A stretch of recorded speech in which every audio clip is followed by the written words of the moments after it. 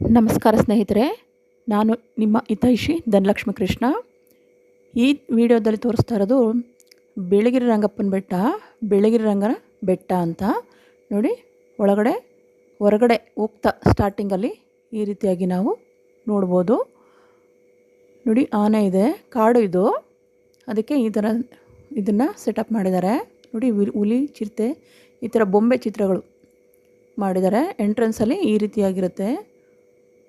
ತುಂಬ ನೋಡೋಕ್ಕೆ ತುಂಬ ಲಕ್ಷಣವಾಗಿದೆ. ನೋಡಿ, ಅಲ್ಲಿಲ್ಲೇ ಸುಸ್ವಾಗತ ಅಂತ ಹಾಕಿದ್ದಾರೆ.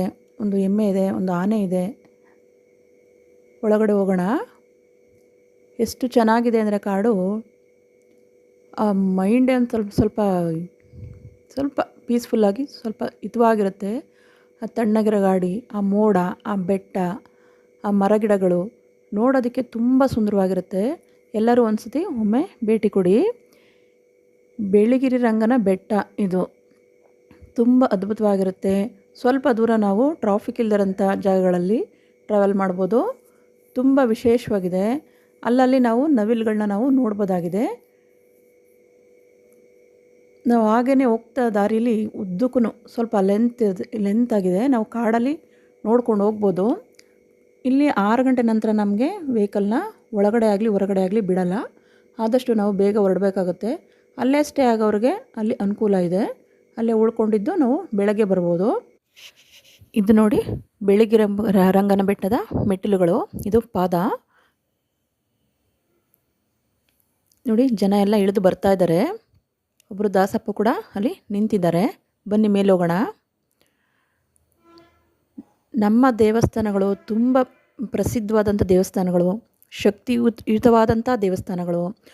ಅಲ್ಲಿ ಎಂಥದ್ದೇ ಪ್ರಾಬ್ಲಮ್ ಇದ್ದರೂ ನಮಗೆ ಕ್ಲಿಯರ್ ಆಗ್ತಾ ಹೋಗುತ್ತೆ. ನಾವು ಆವಾಗವಾಗ ಭೇಟಿ ಮಾಡೋದ್ರಿಂದ ಪಾಸಿಟಿವ್ ಎನರ್ಜಿ ನಮ್ಮ ದೇಹಕ್ಕೆ ಶೇಖರಣೆ ಆಗ್ತಾ ಹೋಗುತ್ತೆ. ಹೆಚ್ಚು ನಮಗೆ ಧನಾತ್ಮಕ ಶಕ್ತಿಗಳು ನಮ್ಮ ದೇಹದಲ್ಲಿ ಸೇರ್ತಾ ಹೋದಂತೆ ನಮ್ಮ ಜೀವನದಲ್ಲೂ ನಾವು ಯಶಸ್ಸನ್ನು ನಾವು ಕಾಣ್ಬೋದು. ಯಾವಾಗಲೂ ಅಷ್ಟೇ, ನಾವು ತಲೆಯಲ್ಲಿ ಏನೂ ಆಗಲ್ಲ ಅನ್ನೋ ಥರ ಹೋಗೋದಕ್ಕಿಂತ ನಾವು ಪಾಸಿಟಿವ್ ಆಗಿ ಯೋಚನೆ ಮಾಡ್ತಾ ನಮ್ಮ ಕೈಲಿ ಎಲ್ಲ ಆಗುತ್ತೆ, ಎಲ್ಲವೂ ಸಾಧ್ಯ ಅನ್ನೋ ರೀತಿಯಲ್ಲಿ ಮೈಂಡ್ ಸೆಟಪ್ ಮಾಡ್ಕೊಂಡು ನಾವು ಹೋಗಬೇಕಾಗುತ್ತೆ. ದೈವ ಶಕ್ತಿ ಕಣ್ಮುಂದೆ ಇದ್ರೂ ನಾವು ಕುರುಡರಾಗಿ ಇರೋದು ಬೇಡ. ಯಾಕೆಂದರೆ ಆ ದೈವ ಶಕ್ತಿನೇ ನಮ್ಮನ್ನು ಸೃಷ್ಟಿ ಮಾಡಿರೋದು. ಆ ಸೃಷ್ಟಿ ಮಾಡಿರುವ ಶಕ್ತಿ ನಮ್ಮಲ್ಲೂ ಕೂಡ ಇರುತ್ತೆ. ಆದ್ದರಿಂದ ನಾವು ಹೆಚ್ಚು ದೇವ್ರನ್ನ ನಂಬಬೇಕು. ಪಾಸಿಟಿವ್ ಎನರ್ಜಿ ಹೆಚ್ಚಾಗ್ತಾ ಹೋಗುತ್ತೆ. ನಮ್ಮ ಕೆಲಸಗಳು, ಕಾರ್ಯಗಳು ಕೂಡ ನೆರವೇರುತ್ತಾ ಹೋಗುತ್ತೆ. ನಮ್ಮ ಜೀವನದ ಅಭಿವೃದ್ಧಿಗೆ ನಮ್ಮ ಹಿರಿಕರು ಹೇಳ್ಕೊಟ್ಟಿರೋಂಥ ಇಂಥ ದೇವಸ್ಥಾನಗಳಲ್ಲಿ ನಾವು ಪೂಜೆ ಪುನಸ್ಕಾರಗಳನ್ನ ಮಾಡೋದನ್ನ ಮರಿಬಾರ್ದು. ಬನ್ನಿ, ಈಗ ಪೂಜಾ ಸಾಮಗ್ರಿನ ನಾವು ಏನು ಬೇಕದು ತೊಗೊಂಡು ಹೋಗಿ ಪೂಜೆ ಮಾಡಿಸೋಣ. ಇಲ್ಲಿ ನಾನು ಪೂಜಾ ಸಾಮಗ್ರಿನ ತೊಗೋತಾ ಇದ್ದೀನಿ.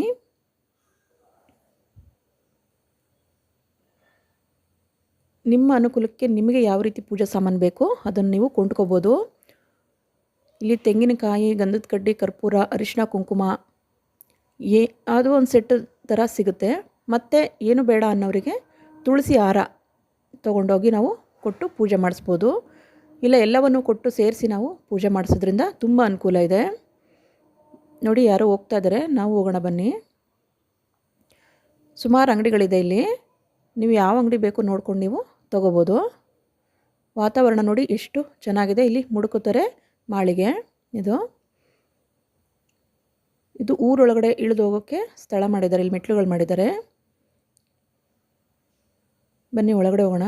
ಇದು ಹೆಬ್ಬಾಗಿಲು, ದೇವಸ್ಥಾನದ ಹೆಬ್ಬಾಗಿಲು. ಇಲ್ಲಿ ದೇವರ ಪುಸ್ತಕಗಳನ್ನು ಮಾರ್ತಾರೆ. ಇಲ್ಲಿ ನಾನು ಕೂಡ ಒಂದು ಅಷ್ಟೋತ್ತರ ಬುಕ್ನ ಕೊಂಡ್ಕೊಂಡೆ. ನಿಮಗೆ ತೀರ್ಥ ಬೇಕು ಅಂದರೆ ಮನೆಗೆ ಫಸ್ಟೇ ನೀವು 5 ರೂಪಾಯಿ ಕೊಟ್ಟು ಒಂದು ಖಾಲಿ ಬಾಟಲ್ನ ನೀವು ದೇವಸ್ಥಾನಕ್ಕೆ ತೊಗೊಂಡೋಗಿ ಕೊಟ್ಟರೆ ಅವರು ತೀರ್ಥನ ನಿಮಗೆ ಕೊಡ್ತಾರೆ. ಅದನ್ನೆಲ್ಲ ನೀವು ಮನೆಗೆ ಹೆರ್ಚ್ಕೊಂಡು ಎಲ್ಲರಿಗೂ ಕುಡಿಯೋದಕ್ಕೆ ಸ್ವಲ್ಪ ಕೊಡ್ಬೋದು. ಅದರಿಂದ ಹೋಗ್ತಾನೆ ನೀವು ಒಂದು ಬಾಟಲ್ನ ತೊಗೊಂಡೋಗೋವಂಥದ್ದು ಒಳ್ಳೆಯದು. ದೇವ್ರ ಫೋಟೋಗಳನ್ನ ಕೂಡ ಇಲ್ಲಿ ಮಾರ್ತಾರೆ. ನೋಡಿ, ಸಣ್ಣ ಸಣ್ಣ ಮಕ್ಕಳಿಗೆ ಕೀ ಬನ್ಸು ಎಲ್ಲನೂ ಮಾರ್ತಾರೆ. ಬನ್ನಿ ಒಳಗಡೆ ಹೋಗೋಣ. ಯಾರು ನೋಡಿಲ್ಲ ದೇವಸ್ಥಾನನ ಅವರು ಯೂಟ್ಯೂಬಲ್ಲಿ ಕೂಡ ನೀವು ನೋಡ್ಕೋಬೋದು. ಒಂದು ಸರಿ ಭೇಟಿ ಕೊಡಿ. ನಾವು ಆರೋಗ್ಯವಾಗಿರುವಾಗಲೇ ಎಲ್ಲ ಪ್ಲೇಸಸ್ನ ನೋಡೋದು ಒಳ್ಳೆಯದು. ನೋಡಿ, ಇಲ್ಲಿ ಶ್ರೀ ಬಿಳಿಗಿರಿ ರಂಗನಾಥನ ಸ್ವಾಮಿ ಅಂತ ಹಾಕಿದ್ದಾರೆ. ಇದು ಮುಜರಾಯಿ ಇಲಾಖೆಗೆ ಸೇರಿದೆ. ಸರ್ಕಾರ ಗೌರ್ಮೆಂಟ್ ವಶಪಡಿಸ್ಕೊಂಡಿದೆ. ಎಷ್ಟು ವಿಶಾಲವಾದ ಒಂಥರ ವಾತಾವರಣನೇ ಒಂಥರ ತುಂಬ ಶುದ್ಧವಾಗಿ ಒಂಥರ ಪೀಸ್ಫುಲ್ಲಾಗಿದೆ. ಎಷ್ಟು ವಿಶಾಲವಾಗಿದೆ ನೋಡಿ ಪ್ಲೇಸಸ್ಸು. ಎಷ್ಟು ಸೊಗಸಾಗಿದೆ ಅಂತಂದರೆ ಆ ವಾತಾವರಣ ಅಷ್ಟು ಹಿತ ಕೊಡುತ್ತೆ.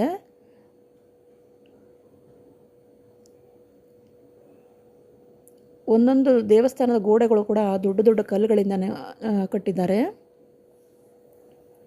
ಯಾರೋ ಪೂಜೆ ಎಲ್ಲ ಮುಗಿಸಿ ಬಂದು ಕೂತ್ಕೊಂಡಿದ್ದಾರೆ. ಸ್ವಲ್ಪ ಯಾವಾಗಲೂ ದೇವಸ್ಥಾನದಲ್ಲಿ ಕೂತ್ಕೊಂಡು ಹೋಗುವಂಥದ್ದು ಅಭ್ಯಾಸನ ನಾವು ಇಟ್ಕೋಬೇಕು. ಪೊಲೀಸೆಲ್ಲ ಕಾಯ್ತಾ ಇದ್ದಾರೆ, ಗಾರ್ಡ್ಗಳೆಲ್ಲ ಕಾಯ್ತಾ ಇದ್ದಾರೆ ದೇವಸ್ಥಾನನ. ಎಲ್ಲ ನಮ್ಮದೆಲ್ಲ ದೇವಸ್ಥಾನದ ದೀಪಗಳದೆಲ್ಲ ಎಲ್ಲ ತೊಳೆದಿಟ್ಟಿದ್ದಾರೆ. ದೇವಸ್ಥಾನದ ಇದು ಲಕ್ಷ್ಮೀ ದೇವಸ್ಥಾನ. ನಾವು ವೆಂಕಟೇಶ್ವರನ ರಂಗನಾಥನ ದೇವಸ್ಥಾನ ಮುಗಿಸ್ಕೊಂಡು ಒಳಗಡೆಯಿಂದನೇ ಎಂಟ್ರಿ ಇರುತ್ತೆ ನೋಡಿ. ದೇವಸ್ಥಾನದ ಮುಂಭಾಗದ ಗೋಪುರ ಇದು.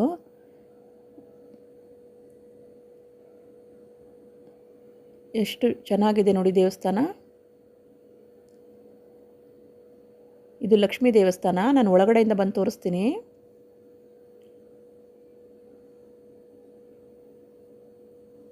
ನಮ್ಮ ದೇವಸ್ಥಾನ ಕಟ್ಟಿರೋ ರೀತಿಯೇ ವಿಶೇಷವಾಗಿರುತ್ತೆ. ಯಾವಾಗಲೂ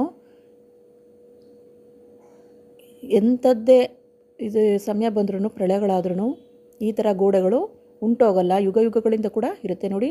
ನಮ್ಮ ರಂಗನಾಥ ಸ್ವಾಮಿ, ಎಲ್ಲರೂ ಇಲ್ಲಿಂದನೇ ಬೇಡ್ಕೊಳ್ಳಿ, ಎಲ್ಲರಿಗೂ ಒಳ್ಳೆಯದಾಗಲಿ. ವಿಶೇಷ ಶಕ್ತಿಗಳು ನಮ್ಮ ದೇವರ ಶಕ್ತಿಗಳಲ್ಲಿ ಇರುತ್ತೆ. ವಿಶೇಷವಾದಂಥ ದೇವಸ್ಥಾನಗಳಿದೆಲ್ಲ. ಇದು ಸಾಧಾರಣವಾಗಿ ಇರೋರಂತ ಮಾಡೋಕ್ಕಾಗಲ್ಲ. ಇದು ನಮ್ಮ ಹಿರಿಕರು, ಹೆಚ್ಚು ತಿಳುವಳಿಕೆ ಇರೋಂಥವರು ನಿಂತ್ಕೊಂಡು ಎಲ್ಲೆಲ್ಲಿ ಹೇಗೆ ಬರಬೇಕು ಅನ್ನೋದನ್ನ ತಿಳಿಸ್ಕೊಟ್ಟಿದ್ದಾರೆ. ಬನ್ನಿ ಈಗ ನಾವು ಪಾದರಕ್ಷೆ ಇದು 3 ವರ್ಷಕ್ಕೊಂದು ಸತಿ ದೊಡ್ಡ ಜಾತ್ರೆ ಅಂತ ಮಾಡ್ತಾರೆ. ಆವಾಗ ಇದನ್ನು ದೇವರಿಗೆ ಪಾದಗಳಿಗೆ ಹಾಕ್ತಾರೆ. ಇದ್ರ ವಿಶೇಷತೆ ಏನು ಅಂತಂದರೆ, ಒಂದೊಂದು ಸ್ಲಿಪ್ಪರ್ನ ಅಂದರೆ ಒಂದೊಂದು ಪಾದರಕ್ಷೆನ ಒಬ್ಬೊಬ್ಬ ಆಚಾರಿಗಳು ಮಾಡ್ತಾರೆ. ಇಬ್ಬರಿಗೂ ಯಾವ ಡಿಸೈನ್ ಮಾಡ್ತೀವಿ ಅಂತ ಗೊತ್ತಿರಲ್ಲ ಅವರಿಗೆ. ಆದ್ರೂ ಇಬ್ಬರು ಒಟ್ಟಿಗೆ ತಂದು ಕೊಟ್ಟಾಗ ಒಂದೇ ರೀತಿಯಲ್ಲಿ ಡಿಸೈನ್ ಇರುತ್ತೆ. ಅಷ್ಟು ವಿಶೇಷತೆ ನಮ್ಮ ದೇವರದು. ಇದು ದೊಡ್ಡ ಜಾತ್ರೆ ದಿನ, ಚಿತ್ತ ಪೌರ್ಣಿಮೆ ದಿನ ಇದು ಜಾತ್ರೆಗಳು ನಡೆಯುತ್ತೆ. ಆವಾಗ ಹಾಕುವಂಥ 3 ವರ್ಷಕ್ಕೊಮ್ಮೆ ಬರುವಂಥ ದೊಡ್ಡ ಜಾತ್ರೆಯಲ್ಲಿ ಇದನ್ನು ದೇವರ ಪಾದರಕ್ಷೆಗಳನ್ನ ದೇವರಿಗೆ ಹಾಕ್ತಾರೆ.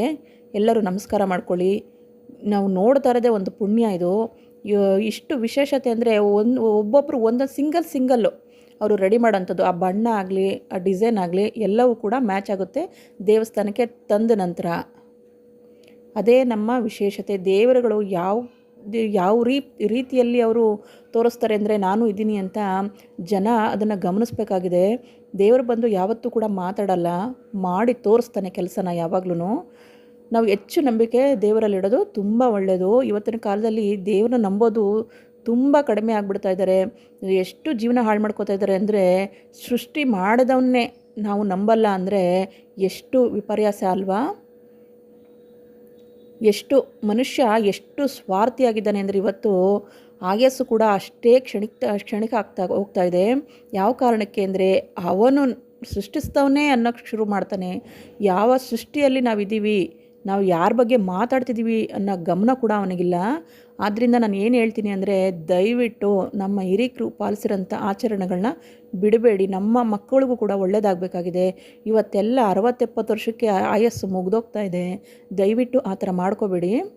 ಇಲ್ಲಿ ನೋಡಿ, ಶಂಖ ಚಕ್ರ ನಾಮ ಇದೆ.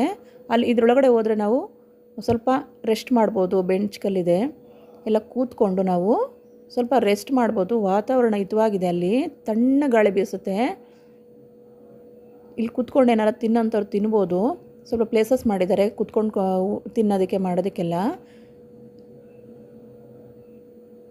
ಎಷ್ಟು ಅಚ್ಚುಕಟ್ಟಾಗಿ ಪ್ಲ್ಯಾನ್ ಮಾಡ್ತಾರೆ ಅಂದರೆ ನಮ್ಮ ಹಿರಿಕರು ಅಷ್ಟು ಚೆನ್ನಾಗಿ ಪ್ಲ್ಯಾನ್ ಮಾಡ್ತಾರೆ. ಆ ಪ್ಲ್ಯಾನ್ಗಳನ್ನೇ ಇವತ್ತಿನವರು ಆಡಿಕೊಂಡು ನಗ್ತಾರೆ. ಆ ರೀತಿ ಮಾಡೋಂಥದ್ದು ಒಳ್ಳೆಯದಲ್ಲ. ದೇವಸ್ಥಾನ ಅಂತಂದರೆ ಅಲ್ಲೊಂದು ಶಕ್ತಿ ಇರ್ತದೆ. ಆ ಶಕ್ತಿನ ನಾವು ಚಾರ್ಜ್ ಮಾಡ್ಕೋಬೇಕಾಗುತ್ತೆ. ಹೆಂಗೆ ನಿಮಗೆ ಮೊಬೈಲ್ಗೆ ಚಾರ್ಜ್ ಇರಲ್ವೋ ಅದೇ ರೀತಿ ಮನುಷ್ಯನಿಗೆ ದೇವರು ಅನ್ನೋ ಶಕ್ತಿ ಒಂದು ಚಾರ್ಜ್ ಕೊಡ್ತಾನೆ. ಯಾವಾಗ ನಾವು ಅವನ ಹತ್ರ ಹೋದಾಗ, ಅವನನ್ನು ನಂಬಿ ನಾವು ಬೇಡಿದಾಗ, ಎಂಥ ಕಷ್ಟಗಳನ್ನು ಪರಿಹಾರ ಮಾಡಿದಾಗ ನಿಮಗೆ ಲೈಫಲ್ಲಿ ಚಾರ್ಜ್ ಎಷ್ಟು ಮೊಬೈಲ್ಗೆ ಚಾರ್ಜನ್ನು ನಂಬ್ತೀರ ತಾನೇ, ಅದೇ ರೀತಿಯಾಗಿ ಮನುಷ್ಯನಿಗೆ ಚಾರ್ಜ್ ಅನ್ನೋದು ಸಿಗೋದು ದೈವಶಕ್ತಿಯಿಂದ, ನೀವು ಮಾಡೋ ಒಳ್ಳೆ ಕೆಲಸದಿಂದ.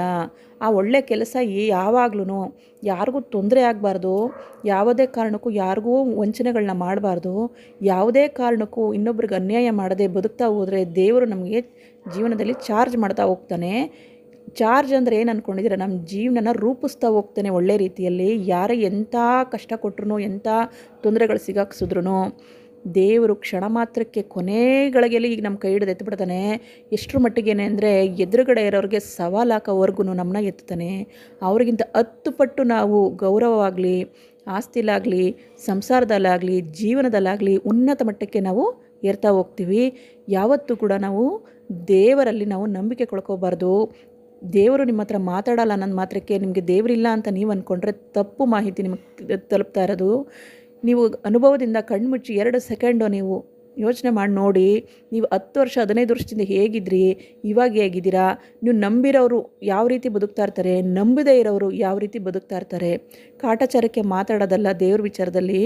ಯೋಚನೆ ಮಾಡಿ ನೋಡಿ. ದೇವ್ರನ್ನ ನಂಬಿ ಪೂಜಿಸೋರು, ದೇವರ ಬಗ್ಗೆ ಹೆಚ್ಚು ಗಮನ ಹರಿಸೋರು, ಅವರ ಲೈಫ್ ಸ್ಟೈಲ್ ಯಾವ ರೀತಿ ಇರುತ್ತೆ ಅಂತ ಗಮನಿಸಿ. ನಂಬದೇ ಇರೋರು ಅವ್ರ ಲೈಫ್ ಸ್ಟೈಲ್ ಯಾವ ರೀತಿ ಇರುತ್ತೆ ಅಂತ ಗಮನಿಸಿ.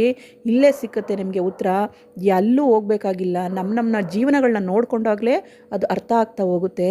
ಕರೆಕ್ಟಾಗಿ ನೀವು ಯೋಚನೆ ಮಾಡಬೇಕಾದಂಥ ಶಕ್ತಿ ನಿಮ್ಮಲ್ಲಿರಬೇಕಷ್ಟೇ. ನೋಡಿ, ಪ್ಲೇಸಸ್ ಎಷ್ಟು ಚೆನ್ನಾಗಿದೆ ಅಂದರೆ ಮೋಡ ಕವಿದಿದೆ. ಇದನ್ನೆಲ್ಲ ನಾವು ಸೃಷ್ಟಿ ಮಾಡೋಕ್ಕೆ ಸಾಧ್ಯನಾ?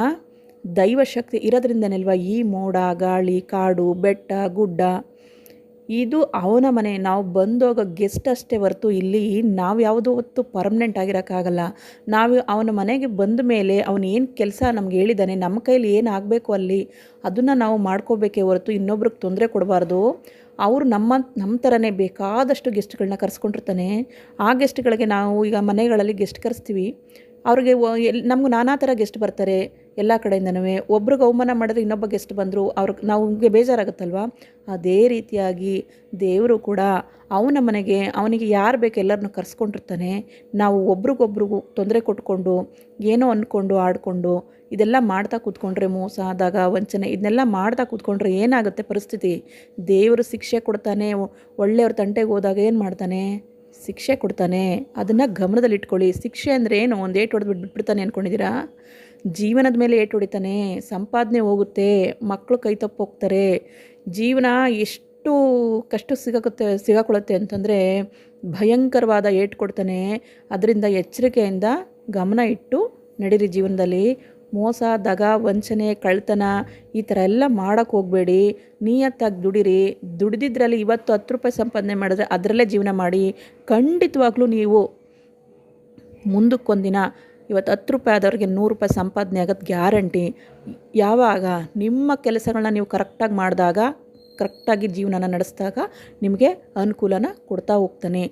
ದೇವ್ರನ್ನ ನಂಬಿದವರು ಯಾವತ್ತೂ ಕೂಡ ಮೋಸ ಹೋಗಿಲ್ಲ. ಬೇಕಾರೆ ಯಾರನ್ನಾರ ಅಬ್ಸರ್ವ್ ಮಾಡಿ. ನೀವು ದೇವ್ರನ್ನ ನಂಬಿ ಯಾರಿಗಾರ ಕೆಟ್ಟದ್ದಾಗಿ ಅಂತ ಅಬ್ಸರ್ವ್ ಮಾಡಿ ನೋಡಿ, ಖಂಡಿತ ಆಗಿರಲ್ಲ.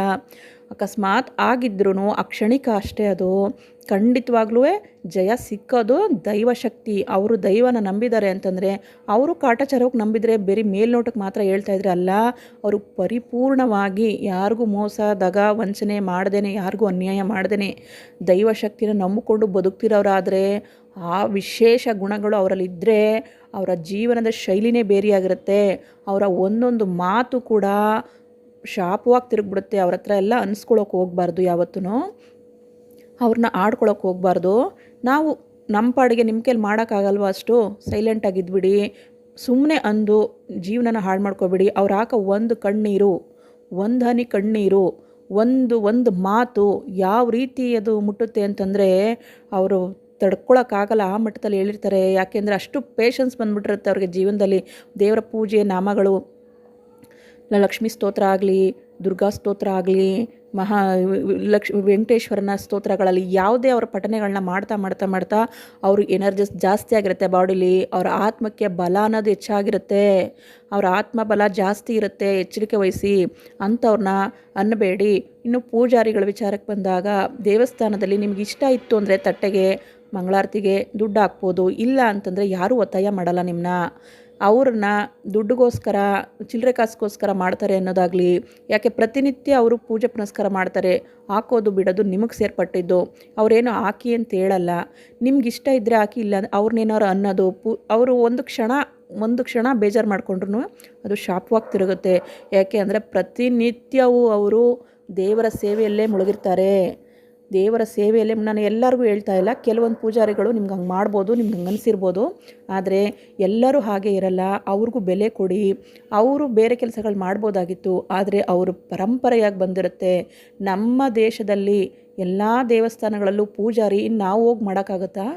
ಅವರದೇ ಆದ ವೃತ್ತಿಗಳನ್ನ ಅವ್ರು ಮಾಡ್ತಾ ಹೋಗ್ತಾ ಇರ್ತಾರೆ. ನಂಬಿಕೆಯಿಂದ ಅವ್ರನ್ನ ಮನಸ್ಸನ್ನ ನೋಯಿಸಬೇಡಿ. ಕೈಲಾದರೆ ಸೇವೆಗಳನ್ನ ಮಾಡಿ, ಇಲ್ಲ ಅಂದರೆ ನಿಮ್ಮ ಪಾಡಿಗೆ ನೀವು ದರ್ಶನ ಮಾಡ್ಕೊಂಬನ್ನಿ. ನೀವು ನಂಬೋದು ಬಿಡೋದು ಎರಡೂ ನಿಮ್ಮ ಜೀವನಕ್ಕೆ ಸಂಬಂಧಪಟ್ಟಿದ್ದು. ನಂಬಿದ್ರೆ ನಿಮ್ಮ ಜೀವನ ಉದ್ಧಾರ ಆಗುತ್ತೆ. ನಂಬಲಿಲ್ಲ ಅಂದರೆ ಯಾರಿಗೂ ನಷ್ಟ ಆಗಲ್ಲ. ಆ ನಷ್ಟ ಅನುಭವಿಸೋದು ನಿಮಗೇ.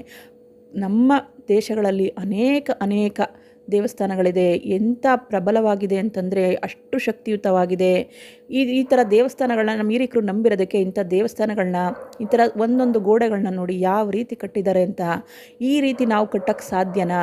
ಆ ಬಲ ಒಗ್ಗಟ್ಟು ನಮ್ಮಲ್ಲಿದೆಯಾ? ಎಷ್ಟು ಜನ ಒಗ್ಗಟ್ಟಿಂದ ಊರಿನ ಹಿರಿಕರೆಲ್ಲ ಸೇರಿಕೊಂಡು ಮಾಡ್ತಾ ಇರ್ತಾರೆ, ದೇವಸ್ಥಾನಗಳ ಕಟ್ತಾ ಇರ್ತಾರೆ. ಅಷ್ಟು ವಿಶೇಷತೆಯಿಂದ ಕಟ್ಟಿರ್ತಾರೆ ದೇವಸ್ಥಾನಗಳನ್ನ. ಈಗ ಒಬ್ಬರು ಇಬ್ಬರು ನಾನು ಅಂತ ಮುಂದಕ್ಕೆ ಹೋಗ್ತಾರೆ. ಎಷ್ಟು ಮಹಾ ಮಾಡೋಕ್ಕೆ ಸಾಧ್ಯ ನೀವು ದೇವಸ್ಥಾನಗಳ ಸೇವೆನ? 5,000 ಕೊಡ್ಬೋದು, 10,000 ಕೊಡ್ಬೋದು. ಅವತ್ತಿನ ಕಾಲದಲ್ಲಿ ಶ್ರಮನೇ ಆಗ್ತಾಯಿದ್ರು, ನಿಂತ್ಕೊಂಡು ಕಟ್ಟುತ್ತಾಯಿದ್ರು. ನಮ್ಮ ದೇಶನ ಕಟ್ಟುತ್ತಾಯಿದ್ರು ಅವರು. ಅವರಿಗೆಲ್ಲ ಬೆಲೆ ಕೊಡಿ ಅಂತ ಕೇಳ್ಕೊತೀನಿ. ದಯವಿಟ್ಟು ಎಲ್ಲರೂ ಒಂದು ಸತಿ ಭೇಟಿ ಕೊಡಿ. ನಿಮ್ಮ ಪೂಜೆ ಪುನಸ್ಕಾರಗಳು ಆದಷ್ಟು ಮನೇಲಿ ಮಾಡ್ಕೊಳ್ಳಿ. ಎಲ್ಲರಿಗೂ ಒಳ್ಳೆಯದಾಗುತ್ತೆ ಅಂತ ಬಯಸ್ತಾ ಇದ್ದೀನಿ.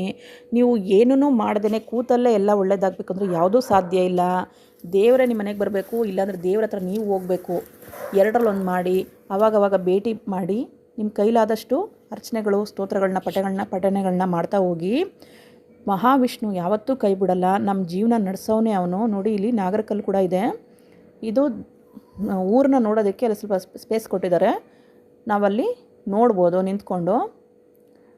ಒಳ್ಳೊಳ್ಳೆ ಪ್ಲೇಸ್ಗಳಿದೆ, ಒಳ್ಳೊಳ್ಳೆ ಜಾಗಗಳಲ್ಲಿ ದೇವಸ್ಥಾನ ಮಾಡಿದ್ದಾರೆ. ಒಳ್ಳೆ ಎನರ್ಜಿ ಇರುತ್ತೆ. ನೋಡಿ, ಸುತ್ತ ಕಾಡು, ಬೆಟ್ಟ, ಪರಿಸರ ನೋಡಿ ಹೇಗಿದೆ ಅಂತ ನೋಡಿ. ಅದ್ಭುತವಾದಂಥ ತಾಣ. ಎಷ್ಟು ಮನಸ್ಸಿಗೆ ಖುಷಿ ಕೊಡುತ್ತೆ ಅಂದರೆ, ಈ ಥರ ಪ್ರಕೃತಿನ ನಾವು ಸೃಷ್ಟಿ ಮಾಡೋದಕ್ಕಾಗುತ್ತಾ? ದೈವಶಕ್ತಿ ಇದ್ರೇ, ಆ ಶಕ್ತಿಯಿಂದ ಮಾತ್ರನೇ ಸಾಧ್ಯ.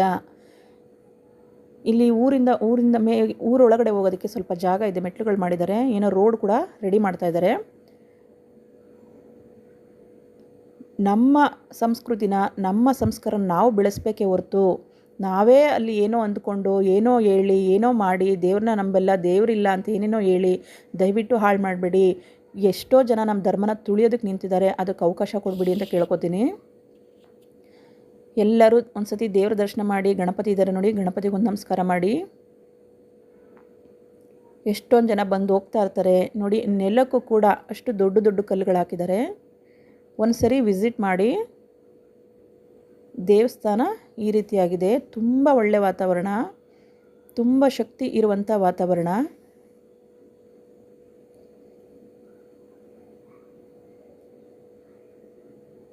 ನೋಡಿ,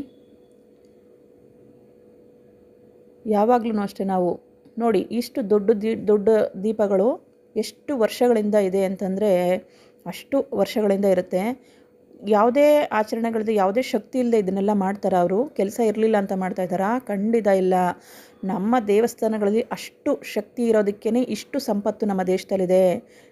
ನಮ್ಮ ದೇಶದಲ್ಲಿ ನೋಡಿಕೊಂಡು ಬೇರೆ ದೇಶದವ್ರು ಕಲಿತಾ ಇದ್ದಾರೆ. ಆದರೆ ನಮ್ಮ ದೇಶದವರು ದಾರಿ ತಪ್ತಾ ಇದ್ದಾರೆ. ದಯವಿಟ್ಟು ಎಲ್ಲರೂ ಒಂದು ಸತಿ ಭೇಟಿ ಕೊಡಿ, ಖುಷಿಯಾಗಿರಿ. ವಾತಾವರಣ ನೋಡಿ, ಫುಲ್ ಪೀಸ್ಫುಲ್ ಆಗಿದೆ, ತುಂಬ ಖುಷಿಯಾಗಿದೆ. ಮೊನ್ನೆ ಒಂದು ವಿಡಿಯೋ ಹಾಕಿದ್ದೆ, ಅದು ರಿಲೇಟೆಡ್ ಆಗಿ ಈ ವಿಡಿಯೋನ ಹಾಕ್ತಾಯಿದ್ದೀನಿ. ದೇವಸ್ಥಾನದ ವಿಶೇಷತೆಗಳೇ ಅಷ್ಟು ಪರಿಪೂರ್ಣವಾಗಿರುತ್ತೆ. ನಮ್ಮ ಎಂಥ ಪರಿಸ್ಥಿತಿಯಲ್ಲೂ ನಮ್ಮ ದೇವರುಗಳು ಕೈ ಬಿಡಲ್ಲ. ನೆನ್ಕೊಳ್ಳಿ, ಕ್ಷಣ ಮಾತ್ರಕ್ಕೆ ನೆನ್ಕೊಳ್ಳಿ. ನೆನೆದಾಗಲೇ ನಿಮಗೆ ಒಂದು ಸರಿ ಮನಸ್ಸಲ್ಲಿ ಅಂದ್ಕೊಳ್ಳಿ, ಕರೆಸ್ಕೊಳಪ್ಪ ನನ್ನ ಅಂತ. ನಿಮ್ಗೆ ಅವಕಾಶ ಸಿಗುತ್ತೆ ಹೋಗೋದಕ್ಕೆ. ಸ್ವಲ್ಪ ಅಂಗಡಿಗಳೆಲ್ಲ ಇದೆ. ಈ ಅಂಗಡೀಲಿ ಐಸ್ ಕ್ರೀಮು, ಬಿಸ್ಕೆಟು ಈ ಥರ ಸಿಗುತ್ತೆ.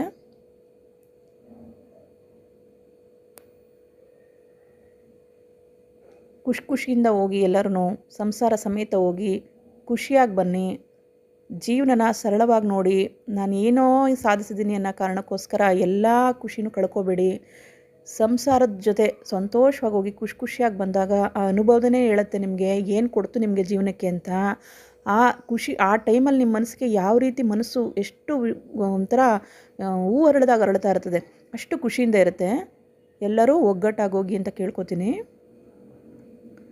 ಯಾವತ್ತೂ ಕೂಡ ನಾವು ನಮ್ಮ ಕೈಲಾದ ಸೇವೆಗಳನ್ನ ನಾವು ಮಾಡ್ತಾ ಪೂಜಿಸ್ತಾ ದೇವ್ರನ್ನ ಬೇಡ್ತಾ ಹೋಗೋಣ. ಬನ್ನಿ ಈಗ ಒಂದು ವಿಷ್ಣು ನಾಮವನ್ನು ಹೇಳ್ತಾ ಹೋಗೋಣ. ಶುಕ್ಲಾಂ ಭರಧರಂ ವಿಷ್ಣುಂ ಶಶಿವರ್ಣಂ ಚತುರ್ಭುಜಂ ಪ್ರಸನ್ನವದನಂ ಧ್ಯಾಯೇತ್ ಸರ್ವವಿಘ್ನೋಪಶಾಂತಯೇ. ಶಾಂತಾಕಾರಂ ಭುಜಗಶಯನಂ ಪದ್ಮನಾಭಂ ಸುರೇಶಂ ವಿಶ್ವಾಧಾರಂ ಗಗನಸದೃಶಂ ಮೇಘವರ್ಣಂ ಶುಭಾಂಗಂ ಲಕ್ಷ್ಮೀಕಾಂತಂ ಕಮಲನಯನಂ ಯೋಗಿರುದ್ಯಾನಗಮ್ಯಂ ವಂದೇ ವಿಷ್ಣು ಭೋಭಯಹರಂ ಸರ್ವಲೋಕೈಕನಾಥಂ. ಮಹಾಲಕ್ಷ್ಮಿಗೊಂದು ಸ್ತೋತ್ರ ಹೇಳೋಣ. ಹಿರಣ್ಯವರ್ಣಾಂ ಹರಿಣಿಂ ಸುವರ್ಣರಜತಾಸ್ರಜಾಂ ಚಂದ್ರಾಂ ಹಿರಣ್ಮಯೀಂ ಲಕ್ಷ್ಮೀಂ ಜಾತವೇದೋಮ ಆವಾಹ. ಎಲ್ಲರಿಗೂ ನಮಸ್ಕಾರ ಹೇಳ್ತಾ ಈ ವಿಡಿಯೋನ ಮುಗಿಸ್ತಾ ಇದ್ದೀನಿ. ನಮಸ್ಕಾರ ಸ್ನೇಹಿತರೆ.